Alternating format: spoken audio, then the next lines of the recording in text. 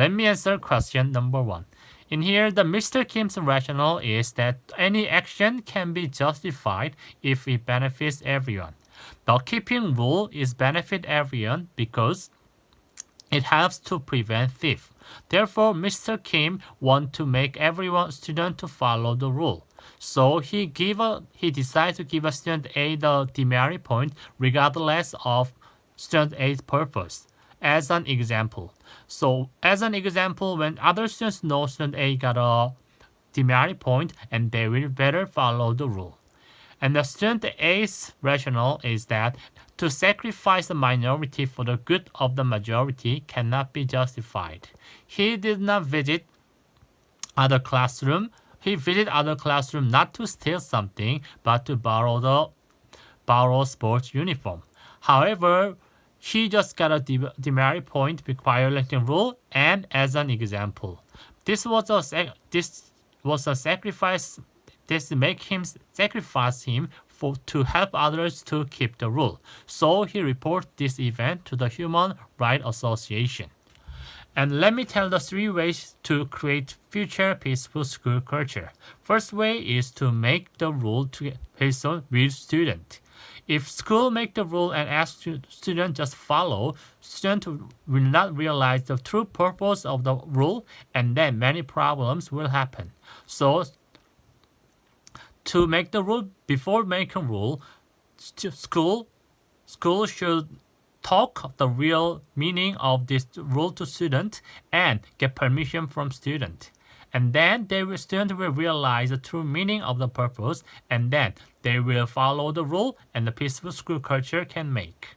And the second method is to build a sense of community among students.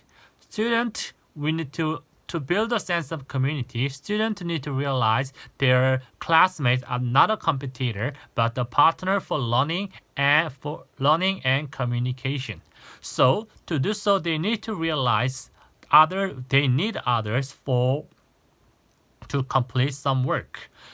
So teachers should utilize the play or choir and let other students realize they need other students as a partner for their success.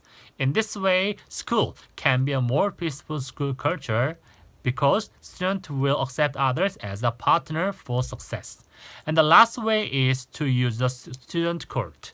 When problem happens, school should not handle the problem by only teachers, but handle with a student court.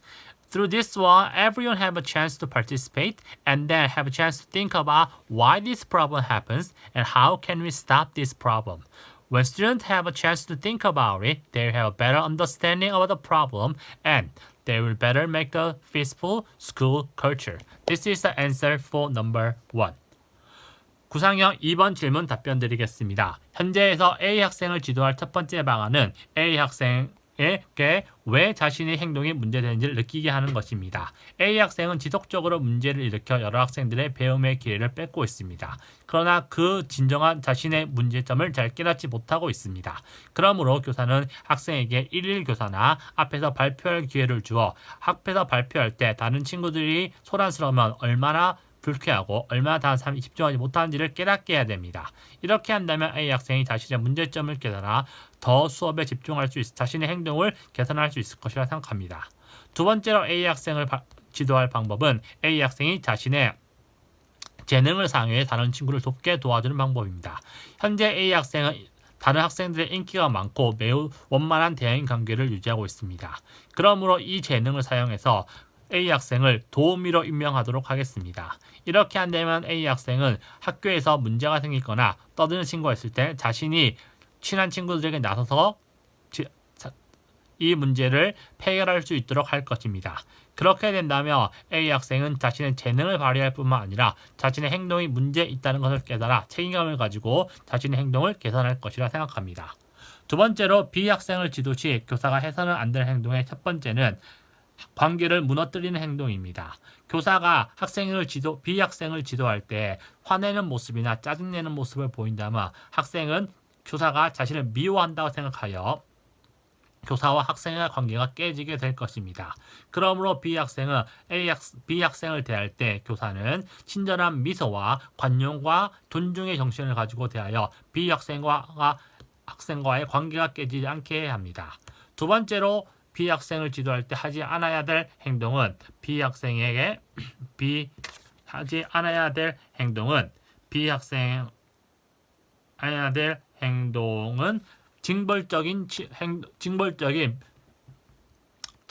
징벌적인 벌만을 주는 것입니다. 벌의 궁극적인 목적은 행동의 개선에 있습니다.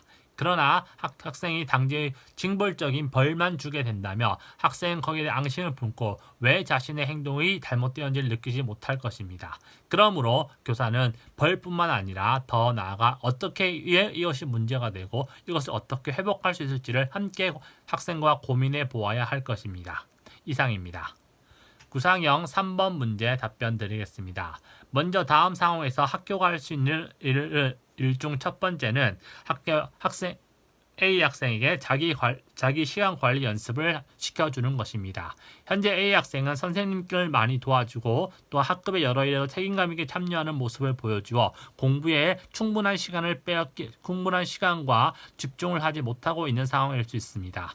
그러므로 교사는 A 학생에게 자신의 시간을 효과적으로 관리하고 필요한 일 어디에 먼저 우선순위를 두는지에 대한 계획을 함께 세워보아야 할 것입니다.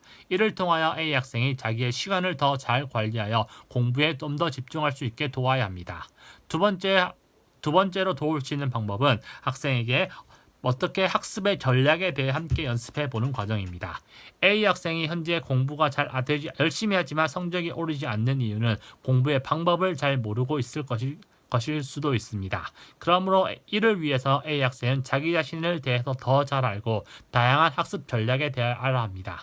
그러므로 저는 상담교사와 창의적 체험학습 그리고 위클래스와 연계하여 다양한 검사를 통해 A 학생이 자기 자신에 대해서 알고 또한 다양한 학습 전략을 배울 수 있도록 하여 성적 향상을 꾀하도록 하겠습니다.